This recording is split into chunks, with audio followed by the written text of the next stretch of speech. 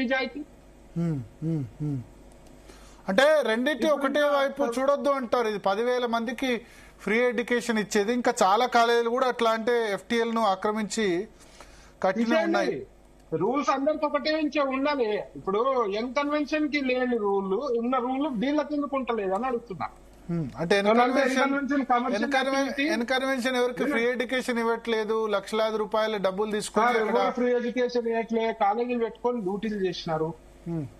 ఒకవేళ మీకు మీరు ప్రూవ్ చేయగలగాలి కదా, ఇప్పుడు ఫ్రీ ఎడ్యుకేషన్ ఇవ్వట్లేదు అని మీరు ఇప్పుడు ఇవాళ వచ్చింది కదా, అది ఇప్పుడు నిన్న ఇవాళ వచ్చింది కదా, డెఫినెట్ గా ఇప్పుడు ప్రూవ్ చేయాలి అది.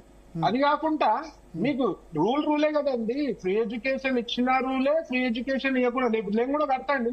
నేను ఒక కాలేజ్ కడతాను, నాకు కూడా ఒకటి ఎక్కడన్నా FTL లో కానీ చెరువు శిఖం భూమి ఇచ్చేయండి నాకు. FTL ఇవ్వండి, నేను 1 ఎకరం 2 ఎకరాలు ఇవ్వండి, నేను ఫ్రీగా టోటల్ గా వృద్ధాశ్రమం కూడా కడతా.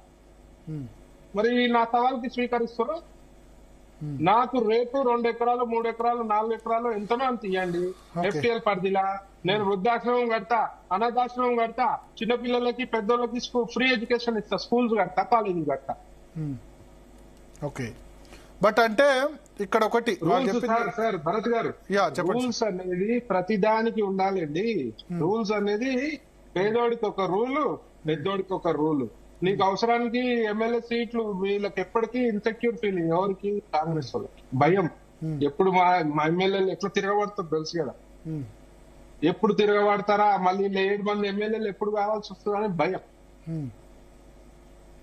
ఇప్పుడు అంత నీకు ఎంఐఎం మీద కానీ అసదుద్దీన్ అంత ప్రేమ ఉంటే మీరు ఒక పని చేయాలి. వేరే ఎక్కడన్నా ప్రభుత్వ స్థలము ఫ్రీ ఎడ్యుకేషన్ మేము కూడా కాదన్నాం, మైనారిటీ సోదరులకు కాదన్నాం, ఫ్రీ ఎడ్యుకేషన్ ఇవ్వండి, హ్యాపీ. ఒక స్థలం ఇచ్చి వాళ్ళకే ఇచ్చి మాకే భయం ఉంటే ఆగస్టు 8న మొట్టమొదటి కూల్చివేత జరిగింది అక్కడే కదా, నేషనల్ పోలీస్ అకాడమీ శాస్త్రీపురం 25 ఎకరాల సరస్సును ప్లాట్లుగా మార్చిన దాన్ని ఎంఐఎం పార్టీ తొత్తులు కాబట్టి ఇవాళ అంత పెద్ద property.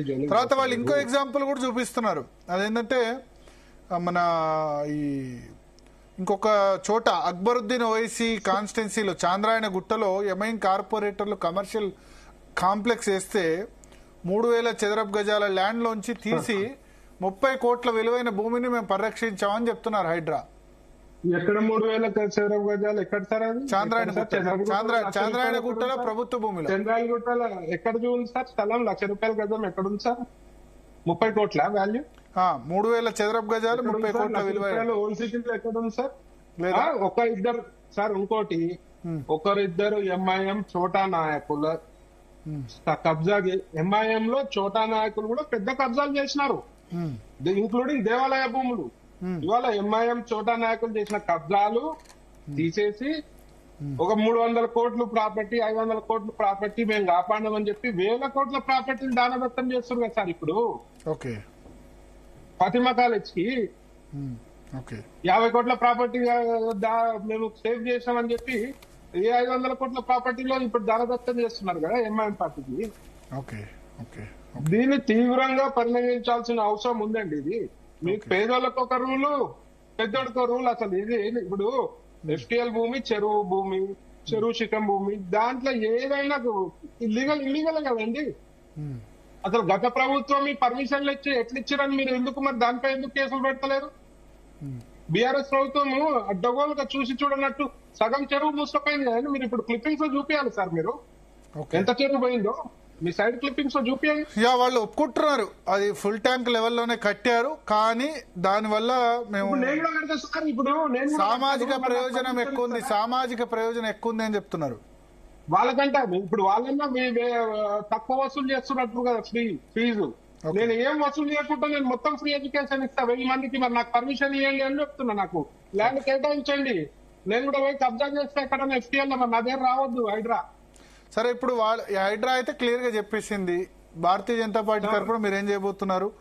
As a individual Hindu activist గా ఏం చేయబోతున్నారు? ఇప్పుడు దీనిపై నేను ఎక్స్పర్ట్స్ తోటి మాట్లాడి మరి దీన్ని కోర్టులకు తీసుకుపోవాలనే విషయంగా చూస్తాను. ఎందుకంటే గవర్నమెంట్ క్లియర్ గా అర్థమవుతుంది ఎంఐఎం తొత్తులని, క్లియర్ కట్ గా అర్థమవుతుంది, కానీ డెఫినెట్ గా దీనిపై కోర్టుకు వెళ్ళాలని నాకు ఒక ఆలోచన ఉంది. Okay. Thank you Chikoti Praveen Thank you, గారు, sir. జీ తెలుగు న్యూస్ కోసం సమయం కేటాయించేందుకు. సో మొత్తాన్ని స్పందన ఒకటి